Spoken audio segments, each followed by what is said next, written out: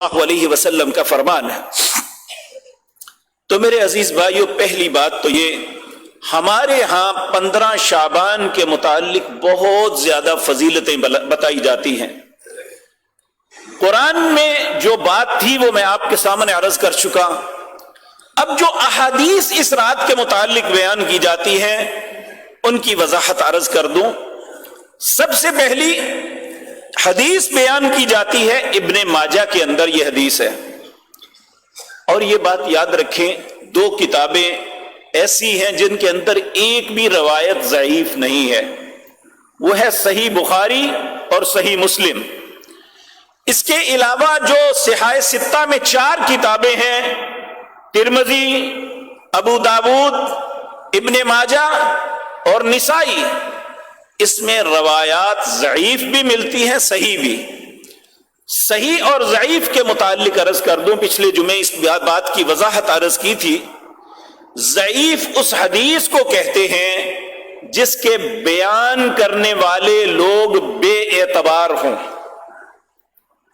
حدیث کا ضعف یہ ہوتا ہے کہ جو لوگ حدیث کو بیان کرنے والے ہیں وہ درست نہ ہو، ان کے اندر کوئی عیب ہو،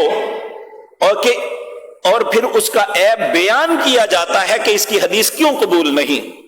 جس طرح کہ یہ ابن ماجہ کی روایت ہے، یہ سیدنا علی بن ابی طالب رضی اللہ تعالی عنہ کا نام لیا جاتا ہے، جبکہ سیدنا علی خلیفہ راشد تھے، 10 مبشرہ میں سے تھے، ایک صحابی تھے، داماد رسول تھے، رسول اللہ کے چچا کے بیٹے تھے، ایک بہترین انسان تھے۔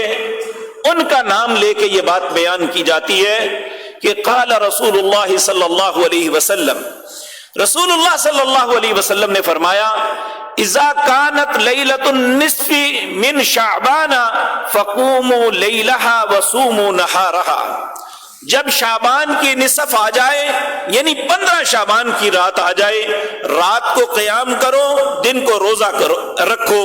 فإن اللہ ينزل فيها لغروب الشمس، کیونکہ اس دن اللہ غروب شمس کے وقت الى سماء الدنیا، آسمان دنیا پہ آتے ہیں، فیقول، اور اللہ فرماتے ہیں، الا من مستغفر لی فاغفر لہ، کوئی مجھ سے معافی طلب کرنے والا ہے میں اسے معاف کر دوں، کوئی مجھ سے رزق طلب کرنے والا ہے میں اسے رزق دوں، کوئی مجھ سے اپنی مصیبتوں کے مداوے کے لیے دعا کرنے والا میں اسے مصیبتوں ٹال دوں، الا قضا الا قضا حتی یطلع الفجر، یہ بیان کی جاتی ہے۔ اب اس کی کیفیت کیا ہے؟ اس روایت کے اندر ایک شخص ہے جس کا نام ابو بکر بن محمد بن ابی صبرہ المدنی ہے۔ اس کے متعلق امام احمد بن حنبل اور امام یحییٰ بن معین دونوں کہتے ہیں یہ کذاب، جھوٹا آدمی تھا، عموماً اپنے پاس سے باتیں گڑھ کے رسول اللہ کی طرف منسوب کر دیتا تھا۔ اس لیے یہ روایت جو ہے، جو بیان کی جاتی ہے سیدنا علی رضی اللہ تعالی عنہ کا نام لے کے، یہ روایت موضوع ہے، یہ ضعیف کا سب سے بدترین درجہ ہے۔ موضوع اس کو کہتے ہیں جو وضع کی گئی ہو، گڑی گئی ہو، اپنی طرف سے بیان کی گئی ہو، جس کا رسول اللہ سے ایک ہوتا ہے، ایک بعض راوی ایسے ہوتے ہیں جن کا حافظہ کمزور ہے، ان کی بات کو بھی قبول نہیں کیا جاتا، لیکن ان کی بات ایسی بری نہیں ہوتی کہ شاید ان کی بات درست بھی ہو، یا ان کے حافظے کی کمزوری کی وجہ سے اس میں کوئی سقم آ گیا۔ لیکن جو موضوع روایت ہوتی ہے اس میں تو کوئی شک نہیں ہوتا کہ یہ گڑی گئی ہے۔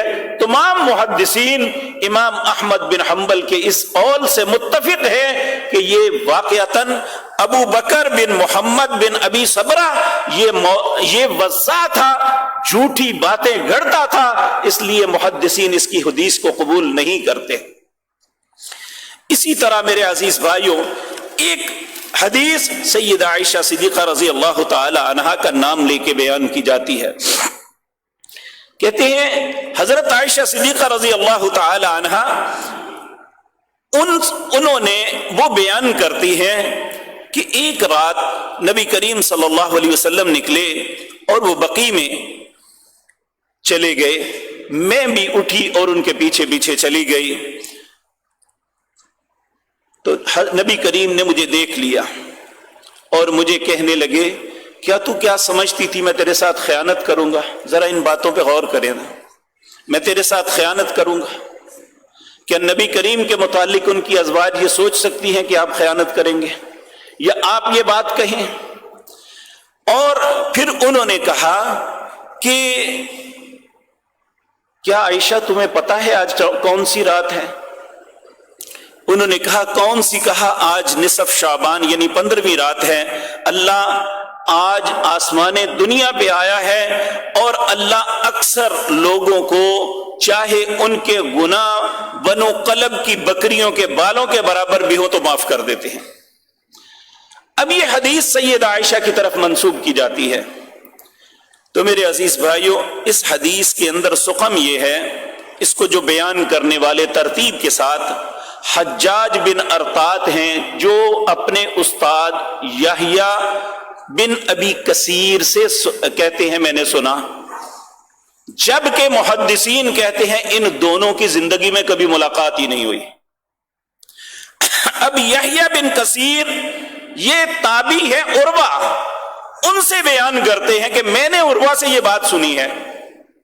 اور محدثین نے جب اس بات کی تحقیق کی تو یحییٰ بن کثیر کی کبھی عروہ سے ملاقات ہی نہیں ہوئی. اور تیسرا انقطاع یہ ہے کہ عروہ بیان کرتے ہیں اماں جی عائشہ سے، اور محدثین نے جب اس بات کی تحقیق کی تو عروہ کی ملاقات اماں جی عائشہ سے کبھی نہیں ہوئی. اب یہ 3 واسطے ہیں درمیان میں. حجاج بن ارطات بیان کرتے ہیں یحییٰ بن ابی کثیر سے، اور یحییٰ بن ابی کثیر بیان کرتے ہیں عروہ سے، عروہ عائشہ سے. تو یہ تینوں ہی ایک دوسرے سے کبھی نہیں ملے.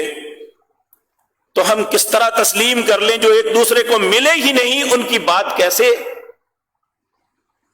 تو میرے عزیز بھائیوں، اسی طرح جتنی بھی روایات اس رات کے متعلق بیان کی جاتی ہیں ان میں ایک بھی ایسی روایت نہیں جو درست ہو. محدثین نے سب کو موضوع قرار دیا ہے.